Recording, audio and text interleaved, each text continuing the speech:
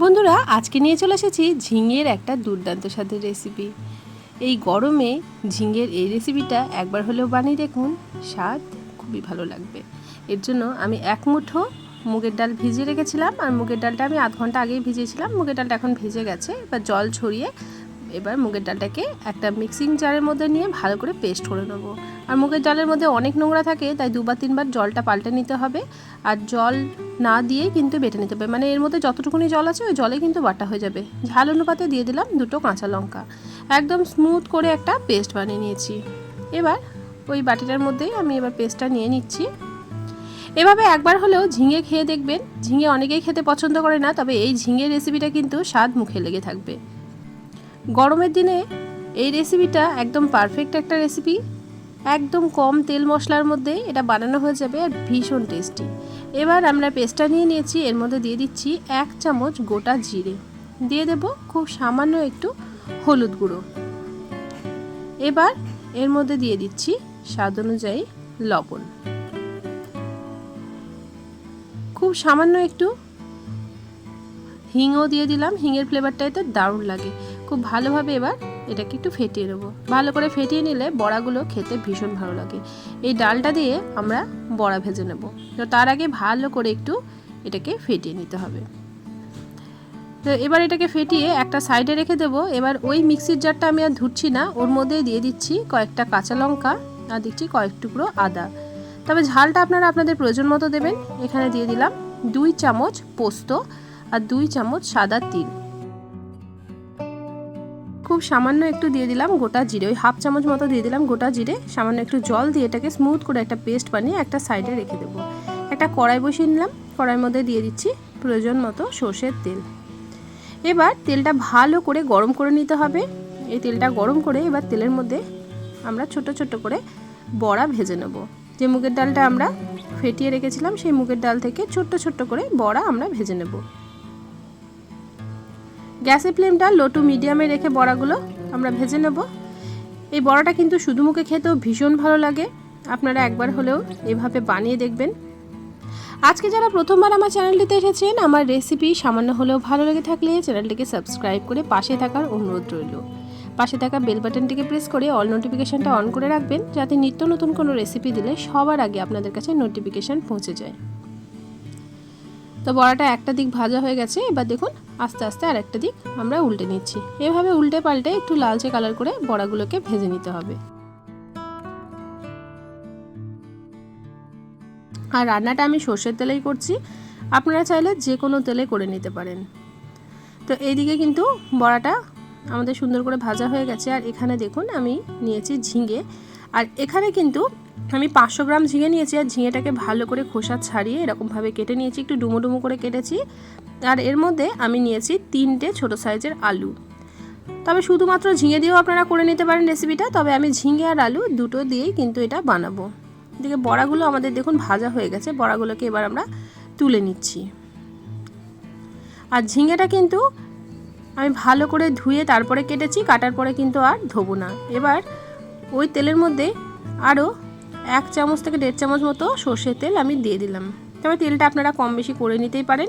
ছোটো চামচের হাফ চামচ দিয়ে দিলাম 5 ফোড়ন, আর দিয়ে দিচ্ছি একটা শুকনো লঙ্কা। এবার কেটে ধুয়ে রাখা আলুগুলোকে এর মধ্যে দিয়ে দেবো। আলুটাকে একদম আমি ছোটো ছোটো করে কেটেছি, খুব বেশি কিন্তু বড় করে কাটিনি, এতে করে আলুটা তাড়াতাড়ি সেদ্ধ হয়ে যাবে। গ্যাসের ফ্লেমটা লো টু মিডিয়ামে রেখে আলুটাকে একটু নাড়াচাড়া করে একটু ভাজা ভাজা করে নিতে হবে। এখন দেখুন আলুটাকে আমরা একটু নাড়াচাড়া করে নিয়েছি।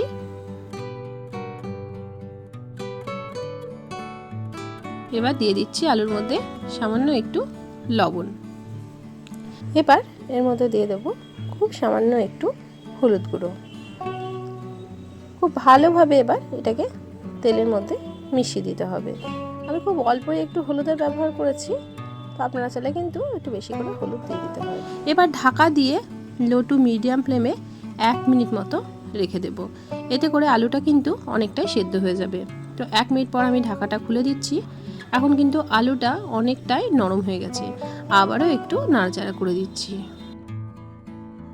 তো দেখুন আলুটা কিন্তু অনেকটাই প্রায় 60% মতো সেদ্ধ হয়ে গেছে।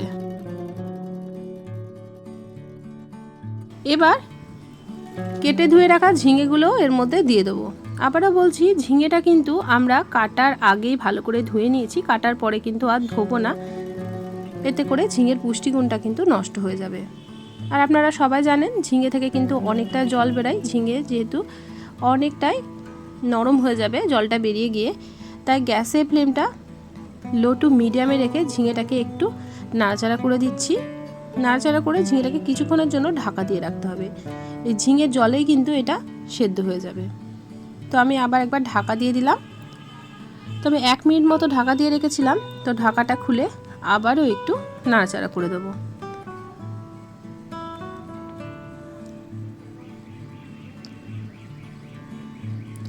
এবার এর মধ্যে দিয়ে দিচ্ছি স্বাদ অনুযায়ী লবণ। তবে লবণটা কিন্তু বুঝে ব্যবহার করবেন, কারণ ঝিঙেটা কিন্তু অনেকটাই কমে যাবে, তাই লবণটা এক্ষেত্রে একটু বুঝে ব্যবহার করতে হবে। আমি খুব অল্প পরিমাণে একটু লবণ দিয়েছি, আলুতে কিন্তু আগেই লবণ দিয়েছি, তাই এখানে ঝিঙেতে অল্প একটু লবণ দিলাম।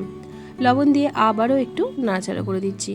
গ্যাসের ফ্লেমটা আবারও লো টু মিডিয়ামে রেখে ঢাকা দিয়ে এবার 1.5-2 মিনিট মতো রেখে দেবো। এবার দেখুন ঢাকাটা খুলে দিলাম, আর দেখুন ঝিঙে থেকে কতটা জল ছেড়ে দিয়েছে। এই জলেই কিন্তু ঝিঙে আর আলু দুটোই সুন্দরভাবে সেদ্ধ হয়ে যাবে। এবার আমরা দিয়ে দিলাম খুব সামান্য একটু হলুদ, 1/2 চামচেরও একটু কম এখানে হলুদ দিলাম। আর কালারের জন্য দিয়ে দিচ্ছি খুব সামান্য একটু কাশ্মীরি লঙ্কার গুঁড়ো, এতে করে খুব সুন্দর একটা কালার আসবে। তবে আপনারা না চাইলে কিন্তু নাও দিতে পারেন। খুব ভালোভাবে আবার একটু মিশিয়ে দিচ্ছি হলুদ আর কাশ্মীরি লঙ্কার গুঁড়োটাকে। এখন কিন্তু ঝিঙে আলু খুব ভালোভাবেই সেদ্ধ হয়ে গেছে বন্ধুরা, আর অনেকটাই কিন্তু জল ছেড়ে গেছে। আবারও ভালো করে একটু নাড়াচাড়া করে দিলাম। গ্যাসের ফ্লেমটা লোতে রেখে আরও কিছুক্ষণের জন্য একটু ঢাকা দিয়ে রাখবো। খুব বেশিক্ষণ না, ওই 1 মিনিট মতো আবার একটু ঢাকা দিয়ে রেখে দিলাম। তো 1 মিনিট পরে ঢাকাটা খুলে দিয়েছি। তো দেখুন অনেকটাই জল বেরিয়েছে। এবার দিয়ে দিলাম বেটে রাখা মশলাটা, পোস্ত, তিল, আদা, লঙ্কা বাটা। খুব ভালোভাবে এটাকে এর মধ্যে মিশিয়ে দিচ্ছি। গ্যাসের ফ্লেমটা এখন কিন্তু আমি হাইতে করে দিয়েছি। হাই রেখে ভালো করে এই মশলাটাকে এর মধ্যে মিশিয়ে দিলাম। ভালো করে আবার একটু নাড়াচাড়া করে দিচ্ছি। বন্ধুরা, আজকের রেসিপিটা কে কোথা থেকে দেখছেন অবশ্যই আমাকে কমেন্ট করে জানাবেন। আপনাদের সুন্দর সুন্দর কমেন্টে কিন্তু আমি রান্নার উৎসাহ পাই। ওই বাটিটা ধোয়া দিয়ে দিলাম 1 বাটি জল। এবার জলটা দিয়ে আবার একটু ভালো করে নাড়াচাড়া করে দিচ্ছি। এই সময় একটু লবণটা টেস্ট করে দেখে নেবেন, যদি লবণের প্রয়োজন হয় খুব সামান্য একটু লবণ দিয়ে দিতে পারেন। ঢাকা দিয়ে এটাকে ভালো করে হাই ফ্লেমে রেখে ফুটিয়ে নিয়েছি। তো এখন কিন্তু একদমই ভালো করে ফুটে গেছে। এবার ভেজে রাখা বড়াগুলো উপর থেকে আমরা দিয়ে দেবো। তবে জলটা কিন্তু একদমই কমিয়ে দেবেন না, কারণ বড়াটা কিন্তু জল সোক করে অনেকটাই বড় হয়ে যাবে, তাই জলটা কিন্তু একটু রাখতে হবে। এটা যখন বড়াটা জল সোক করে নেবে তখন কিন্তু বড়াগুলো ফুলে যাবে, আর এটা কিন্তু খুব একটা বেশি জলজলা থাকবে না। তো বড়াটা দিয়ে আবারও ভালো করে একটু নাড়াচাড়া করে দিচ্ছি। সব শেষে এর মধ্যে দিয়ে দেবো খুব সামান্য একটু কাঁচা সর্ষের তেল, এতে করে এর স্বাদ আর গন্ধ দুটোই কিন্তু দুর্দান্ত লাগবে। অবশ্যই করে সব শেষে একটু কাঁচা সর্ষের তেলটা দেওয়ার চেষ্টা করবেন, দুর্দান্ত লাগে। আর দিয়ে দিলাম 2টো কাঁচা চেরা লঙ্কা।